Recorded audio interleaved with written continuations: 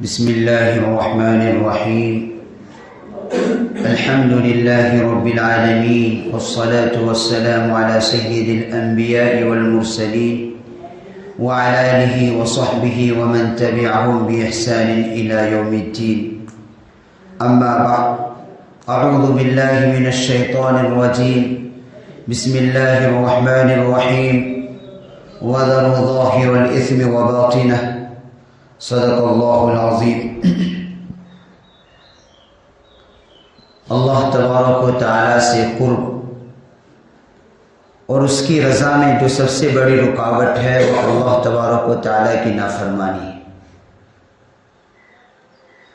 انسان ذکر بھی کرتا رہتا ہے، اللہ کی عبادت بھی کرتا رہتا ہے، قرآن کی تلاوت بھی کرتا رہتا ہے، دیگر دین کا کام، دین کی محنت بھی کرتا رہتا ہے، اور پھر اللہ کی نافرمانیاں بھی کرتا ہے.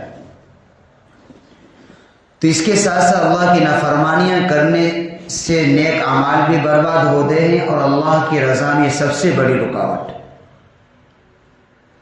اللہ کی عبادت کرنے سے انسان کو اللہ کا قرب نصیب ہوتا ہے، اللہ راضی ہوتے، اللہ کا ذکر کرنے سے اللہ راضی ہوتے، قرآن کی تلاوت کرنے سے اللہ خوش ہوتے ہیں. لیکن جب گناہ بھی کرتا ہے تو پھر وہ نیک اعمال کے ثمرات بھی ضائع ہو جاتے ہیں اور پھر اللہ تبارک و تعالی کی رضا میں یہ چیز رکاوٹ بن جاتی. تو جہاں نیکی کرنا ضروری ہے وہاں اپنے آپ کو گناہوں سے بچانا بھی ضروری ہے. تو قرآن صاف کہتا ہے وَذَرُوا ظَاهِرَ الْإِثْمِ وَبَاطِنَهُ، کہ چھوڑ دو وہ گناہ جو کھلے عام کرتے ہو اور جو چھپ کر کرتے ہو. ہر طرح کے گناہ چھوڑنے کا حکم دیا ہے. گناہ کی مثال کینسر کی طرح ہے. کینسر کا علاج یہ ہے، ڈاکٹر سے آپ پوچھیں گے تو وہ کہیں گے کہ جسم کے جس حصے میں کینسر لگا ہوا ہے اس حصے کو کاٹ کر الگ کر دیا جائے. نہیں کرے گا تو وہ بڑھے گا اور پھر وہی کینسر انسان کے موت کا سبب بن جائے گا. اسی طرح گناہ کی مثال ہے کہ اس کو اسی وقت چھوڑنا پڑتا ہے. جب نہیں چھوڑتا ہے تو آدمی اس گناہ کی وجہ سے روحانی موت کا وہ گناہ اس کے سبب بنتا ہے.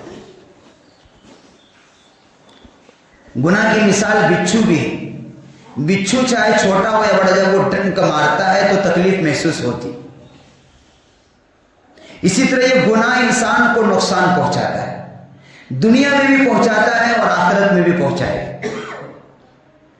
اور جب انسان، حدیث کے اندر بارہا ہم نے سنا کہ جب کوئی مرد یا عورت، کوئی جوان یا بوڑھا، جب کوئی اللہ کا حکم توڑتا ہے، جب کوئی گناہ کرتا ہے تو اس کے دل پر ایک سیاہ نقطہ لگتا ہے. اور اگر اس نے سچی پکی توبہ کر لی تو وہ نقطہ دھل جاتا ہے. لیکن گناہ کرنے کے بعد اللہ تبارک و تعالیٰ سے توبہ اور استغفار نہیں کیا، پھر دوبارہ اللہ کے حکموں کو توڑا، دوسری غلطی کی، پھر دوسرا نقطہ لگتا ہے. اب بھی توبہ نہیں کیا تو برابر رہتا ہے، یہاں تک کہ گناہ کرتے کرتے رفتہ رفتہ وہ دل بالکل سیاہ ہو جاتا ہے، جس کو قرآن پاک نے سورہ مطففین میں ارشاد فرمایا ہے کَلَّا بَلْ رَانَ عَلَىٰ قُلُوبِهِمْ مَا كَانُوا يَكْسِبُونَ. پھر اس دل کی مثال ایسی ہو جاتی ہے کہ پھر یہ حق بات سننے کو دل نہیں کرتا، نماز پڑھنے کا دل نہیں چاہتا، قرآن کریم کی تلاوت کرنے کا دل نہیں چاہتا، اللہ کا ذکر کرنے کا دل نہیں چاہتا، اللہ اور اللہ کے رسول کی بات، دین کی باتیں سننے کا دل نہیں چاہتا. یہ گناہوں کا زہر اور انجیکشن کا اثر ہوتا ہے. گناہ کے نقصانات بڑے خطرناک ہوتے ہیں. پچھلی قوموں کا جو تذکرہ اللہ تبارک و تعالیٰ نے اپنے کلام پاک میں ذکر کیا ہے کہ ان کو کیسی کیسی گناہوں کی وجہ سے جب ان کی پکڑ ہوئی تو کتنا دردناک عذاب ان کو دیا گیا. عبرت کے لیے واقعات ان کے بیان کیے گئے. اللہ مہلت دیتا ہے، وقت دیتا ہے، لیکن کب پکڑتا ہے؟ جب انسان حد سے زائد گزر جاتا ہے اور اپنے گناہ کو گناہ نہیں سمجھتا تو پھر اللہ کی پکڑ آتی ہے. اور آج ہمارے اندر یہی کمزوریاں ہیں کہ انسان گناہ کو گناہ نہیں سمجھ رہا ہے، اور ایسا گناہ کو کچھ لوگ سمجھتے بھی ہیں تو ایسا جیسا ہمارے کپڑے پر مکھی بیٹھی اس کو اڑا دیا، یا مچھر بیٹھا اس کو اڑا دیا، یعنی معمولی. یہ ایمان کے خطرے کی علامت. اس کا مطلب یہ ہے کہ ایمان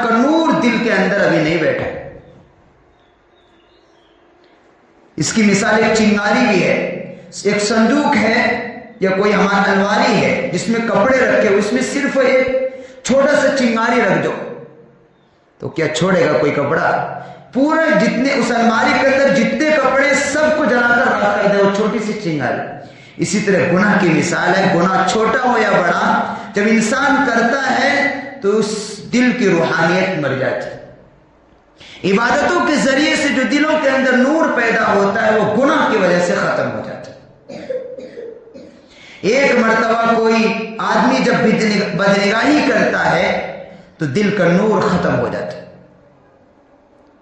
تو جہاں نیکیاں کرنا ضروری ہے، اس نیکی کی حفاظت کے لیے اپنے آپ کو گناہوں سے بچانا ضروری ہے، ورنہ گناہ کرتے کرتے اس کا اثر یہ ہو جاتا ہے کہ دل سخت ہو جاتا ہے. آج اس کی وجہ یہ بھی ہے کہ آج ہمارے اندر جو سستی پائی جاتی ہے کہ ہم کچھ نیکیاں تو پہلے کرتے نہیں، بہت کچھ اللہ کے توفیق سے جو کچھ ہو جاتی ہے اس نیکی کی حفاظت نہیں کرتے. آج ہم اپنی روزوں کی حفاظت نہیں کر پا رہے، ہمارے پاس قرآن کریم کی تلاوت کرنے کا وقت نہیں نکل رہا ہے، اس لیے نہیں بلکہ اللہ توفیق نہیں دے رہا ہے اللہ. اور یہ گناہوں کی وجہ سے ہوتا ہے. گناہ کے بہت سارے نقصانات میں سے ایک یہ بھی ہے کہ اللہ تبارک و تعالیٰ نیک اعمال کی توفیق کو چھین لیتا ہے. شروع میں جب تراویح کے جیسے رمضان شروع ہوا، ماشاءاللہ 3 صف تھے، کہاں چلے گئے؟ تو کیا یہ بھی گناہ؟ اس کا مطلب یہ ہے کہ پہلی جو ہم نے عبادت ہے کہ وہ اللہ کی عبادت سمجھ شوق پورا کرنے کے لیے، اور شوق پورا کرنے کے نام دین نہیں. اور پچھلے اب توفیق نہیں مل رہی تو پچھلے جو کچھ اچھے اعمال کیے ہیں یہ بھی ڈر ہے کہ وہ بھی قبول نہ ہو اللہ کے بعد. اگر وہ قبول ہوتی تو آگے بھی اللہ توفیق دیتا. تو فکر کرنے کی بات ہے کہ ہمارے اندر ایسی کون سی سستی پائی جاتی ہے کہ جس کی وجہ سے اللہ اچھے اعمال کرنے کی توفیق سے محروم کرتی. تلاوت کرنے کی توفیق نہیں مل رہی ہے تو ڈرنے کی بات ہے کون سے ہم سے گناہ ہو رہا ہے. اللہ کا ذکر کرنے کی توفیق نہیں مل رہی ہے یا وقت نہیں مل رہا ہے تو ڈرنے کی بات ہے کہ اللہ کون سی گناہ ہے جس کی وجہ سے اللہ نے ہمیں اس دولت سے محروم کر دیا. اگر تراویح کی نماز پڑھنے کی توفیق نہیں مل رہی ہے تو اللہ سے ڈرنا چاہیے کون سے ہم سے گناہ ہو گئے جس سے اللہ نے یہ توفیق ہم سے چھین لی. اس لیے گناہوں کے بہت سارے نقصانات میں سب سے بڑا نقصان دین کی اچھے کام کی توفیق کا چھین لینا ہے، اور یہ بہت بڑی محرومی ہوتی ہے. اس لیے اللہ سے ڈرتے رہنا چاہیے، اپنے گناہوں سے توبہ کرتے رہنا چاہیے. اس لیے کہ اچھے اعمال کی توفیق دنیا کے اندر نہ ملنا اس بات کی علامت ہے کہ ہم جنت کی نعمت سے محروم ہو رہے ہیں. جنت کے اندر جو درجات ملیں گے وہ اعمال کی بنیاد پر ہی ملیں گے. ایک ہے داخلہ اور ایک ہے اندر کی انٹری کے درجہ، دونوں میں فرق ہے. جنت کے اندر انٹری جو ہوگی وہ اعمال کی بنیاد پر نہیں ہوگی، وہ اللہ کے فضل کی بنیاد پر ہوگی، کیونکہ ہمارے اعمال اللہ کے شان نشان نہیں.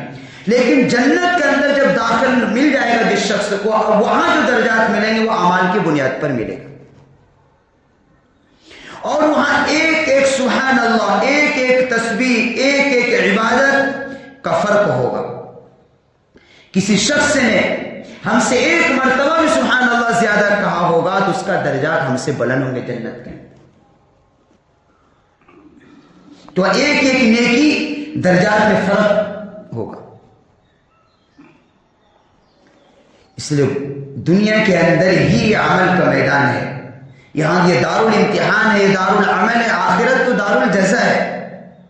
یہاں تو اپنے نفس پر کنٹرول کر کے اللہ کی عبادت کرنی ہوگی اور اللہ کے نافرمانیوں سے اپنے آپ کو بچانا. دونوں چیزیں ضروری ہیں. صرف عبادت کرنا کافی نہیں. ایک انسان روزہ بھی رکھا ہے پھر بھی موبائل میں گیم کھیل رہا ہے یا کرکٹ میچ دیکھ رہا ہے تو اپنے اعمال کو برباد کر رہا ہے. ایک آدمی نیکی بھی کر رہا ہے، گالیاں بھی دے رہا ہے، ذکر بھی کر رہا ہے، تہجد بھی پڑھ رہا ہے، پھر گالیاں بھی دیتا ہے تو اپنے اعمال کو برباد کر رہا ہے. ایک آدمی نماز بھی پڑھ رہا ہے، جھوٹ بھی بول رہا ہے، تو اپنے اعمال کو برباد کر رہا ہے۔ تو جہاں نماز پڑھنا ضروری ہے وہیں اپنے آپ کو، اپنی زبان کو، اپنی نگاہوں کی حفاظت کرنا بھی ضروری ہے۔ جہاں اللہ کا ذکر کرنا ضروری ہے وہیں ان عاجز زوارے کو اللہ کی نافرمانی سے بچانا بھی ضروری ہے۔ ایک اللہ کا حق ہے، ایک بندوں کا حق، دونوں حقوق کو ادا کرنا ضروری ہے۔ اللہ کے حق میں جب کل قیامت کے دن اللہ کے اپنے حق کے معاملے تو اللہ بہت غفور رحیم ہے، وہ اپنی رحمت کا دروازہ کھول دے گا، اور اتنا کھولے گا، اتنا عام کرے گا کہ شیطان کو بھی امید ہونے لگی کہ شاید میری بھی مغفرت ہوگی، لیکن اس کی مغفرت ہوگی نہیں۔ وہاں اللہ اپنی رحمت کی طرف، چونکہ اللہ غفور رحیم ہے، اس نے اپنے بندوں کو پیدا کیا ہے، اس کی رحمت کی شان یہی ہوگی، اپنی شان رحمت کو کھول دے۔ لیکن جہاں حقوق العباد کا مسئلہ کھولے گا، بندوں کے حقوق کھولے گا، وہاں نہ جانے ہم جیسے کیسے کتنے پکڑے جائیں۔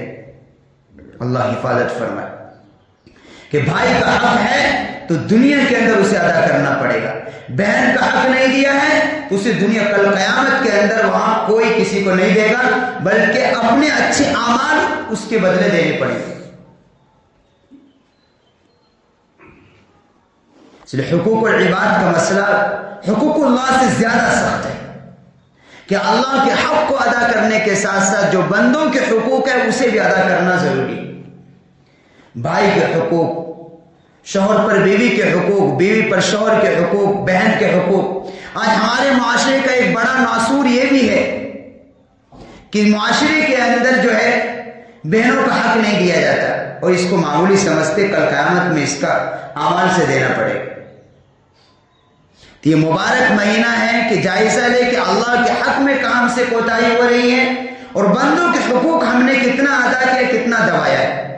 اگر کوئی دنیا کے اندر کسی کا ایک بارش کی بھی زمین دبائے گا تو کل قیامت میں اسے ساتوں زمین کو توق بنایا جائے گا، اسے ایک بارش کو صرف،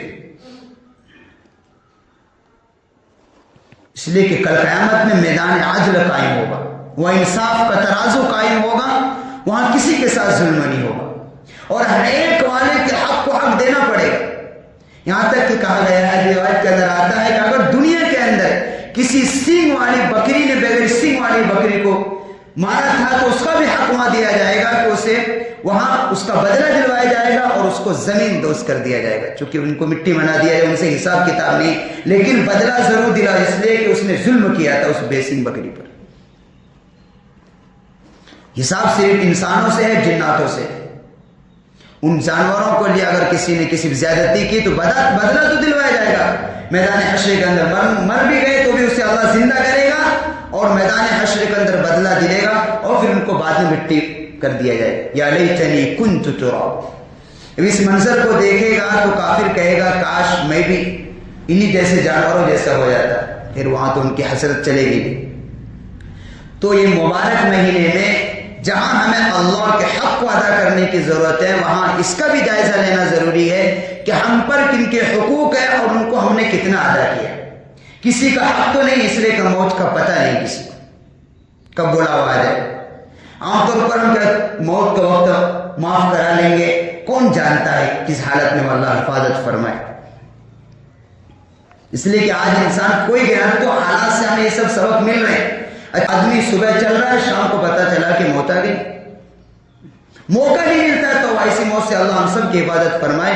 اس کا نقصان یہ ہوتا ہے کہ اسی حالت میں انسان کو توبہ کرنے کی توفیق نہیں ملتی۔ ایک آدمی کچھ دن بیمار رہا تو بیماری کی حالت میں گناہ جھڑتے رہتے ہیں، اس میں بہت کچھ اللہ ان کو متنبع کر دیتا، وہ توبہ و استغفار کر لیتا، لیکن جو اچانک کی حالت میں آ جاتی ہے یہ بڑا خطرہ ہوتا ہے۔ اس لیے کہتے ہیں زندگی کا پتہ نہیں ہے۔ یہ رمضان المبارک کا مہینہ ہی ہمیں ہر طریقے سے متنبع کرنے کے لیے آتا ہے کہ ہمارے اندر سے غفلت دور ہو جائے، ہم اللہ کے حقوق کو ادا کرنے والے بن جائیں، اور بندوں کے بھی جو حقوق ہے اس کو بھی ادا کریں۔ اور بندوں کے حقوق اللہ کے حق سے زیادہ سنگین ہے، کیونکہ اللہ نے عادت اللہ یہی ہے کہ جب تک بندہ معاف نہیں کرتا ہے وہ حق اللہ معاف نہیں کرتا۔ اللہ ہر چیز پر قادر ہے، لیکن اللہ نے اپنا دستور، اپنا نظام العمل یہی بنایا کہ جو بندوں کے حقوق ہیں اس کو ادا کرنے ہوں گے، پھر بندہ آپ معاف کر دے تو اللہ بھی معاف کر دیتا ہے۔ اس لیے جہاں نیکیاں کرنا ضروری ہے، اللہ کے حکموں کو ادا کرنا ضروری ہے، وہیں اپنے آپ کو گناہوں سے بچانا بھی ضروری ہے۔ اور اسی کے ساتھ ساتھ جو حقوق ہیں ہم پر، بندوں کے، پڑوسیوں کے، رشتہ داروں کے، ماں باپ کے، اسی طریقے سے اگر کسی اور کا حق ہے تو اس کو وقت پر ادا کریں، اور اگر ایسا ہے کہ ادا نہیں کر سکتے تو اس کو دنیا میں معافی تلافی کرا لیں، اس لیے کہ کل قیامت میں کوئی بھی معاف کرے گا نہیں، اس لیے کہ اسے نیکی کی ضرورت پڑے، کوئی بھی معاف نہیں کرے گا کل قیامت، اس لیے سب کو اپنی پڑی ہوگی۔ دنیا کے اندر تو کر دے گا لیکن میدان حشر میں کوئی بھی نہیں کرے گا، چونکہ ہر ایک شخص ایک ایک نیکی کے لیے ترس رہا ہوگا، اور وہ جانے گا کہ مجھے ان حقوق کے بدلے میں ان کی اچھائیاں مجھے ملیں گی، وہ اس کی تمنا کرے گا، وہ معاف کرنے کرے گا۔ اس لیے کہتے ہیں دنیا کے اندر ہی معافی تلافی کر لینا چاہیے، اس لیے کہ آخرت کا معاملہ بڑا سنگین ہے، بہت خطرناک گھاٹی ہے وہ۔ اللہ ہم سب کے اس کی سختی سے، وہاں کی رسوائیوں سے حفاظت فرمائے۔ تو رمضان المبارک کا مہینہ یہ دوسرا عشرہ، مغفرت کا عشرہ چل رہا، اس میں بتایا گیا تھا کہ یہ مغفرت کے عشرے میں استغفار زیادہ کرنا چاہیے۔ استغفار کی طاقت بڑی زبردست ہے۔ ایک آدمی، ایک شخص استغفار کرنے کی وجہ سے، کثرت استغفار کی وجہ سے وہ مستجاب الدعوات بن گئے۔ مستجاب الدعوات ایسے شخص کو کہتے ہیں جس کی دعائیں اللہ تبارک تعالیٰ قبول کرتا ہے، ان کی دعائیں کو رد نہیں کرتا، اور یہ کثرت استغفار کی وجہ سے ان کو یہ مقام ملا۔ اور کل قیامت کے دن سب سے زیادہ خوش وہ بندہ ہوگا جس کے نامہ اعمال میں سب سے زیادہ استغفار ہوگا۔ روایت کے اندر صاف آتا ہے کہ کل قیامت کے دن وہی مرد عورت سب سے زیادہ خوش ہوں گے، سب سے زیادہ مزے میں ہوں گے جس کے نامہ اعمال میں سب سے زیادہ استغفار ہوگا۔ اللہ کو استغفار کرنے والا بندہ بہت پسند ہے، اللہ توبہ کرنے والے کو محبوب رکھتا ہے۔ ان اللہ یحب التوابین، اللہ صاف کہتا ہے اپنی کتاب کے اندر، اللہ توبہ کرنے والے سے محبت کرتے ہیں۔ گناہوں کا جائزہ لینا ہر ایک انسان کہ ہم کس گناہ میں مبتلا ہے، اور جو اچھے اعمال کی اگر ہمیں توفیق نہیں مل رہی، اس کی وجہ کیا؟ اس کی کئی وجوہات ہوتی ہے، اس میں سب سے بڑی وجہ گناہ، اللہ کی نافرمانیاں ہی ہوتی، اور اللہ کی نافرمانیوں تک پہنچنے کے لیے بہت سارے اسباب ہیں۔ خیر انشاءاللہ موقع ملے گا کہ اس کو کسی دن بتائیں کون کون سے اسباب ہیں جس کی وجہ سے انسان کو اللہ نیک اعمال کی توفیق بھی چھین جاتی ہے اور گناہ تک پہنچتا ہے۔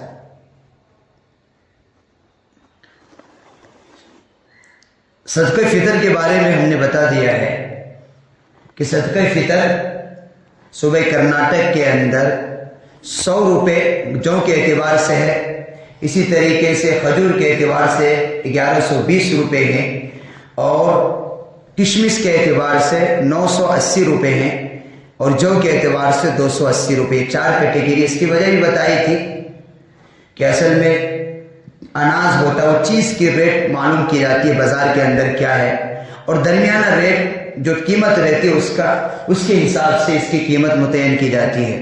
اور چونکہ ہر طبقے کے لوگ ہیں معاشرے، کس کو اللہ تبارک و تعالیٰ نے اچھی فراوانی دی ہے، اچھا اللہ نے دولت سے نوازا ہے، تو اس کے لیے مناسب یہ ہے کہ وہ صدقہ فطر سے ادا کرے جس سے غریبوں کا زیادہ فائدہ۔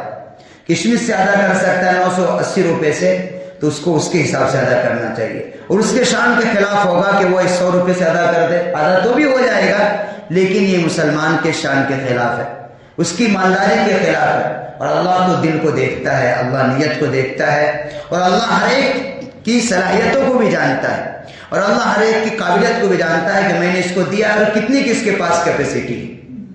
اس لیے کتنے ایسے غریب گھرانے ہیں جو بیچارے اس کے انتظار میں رہتے ہیں، تو جس کو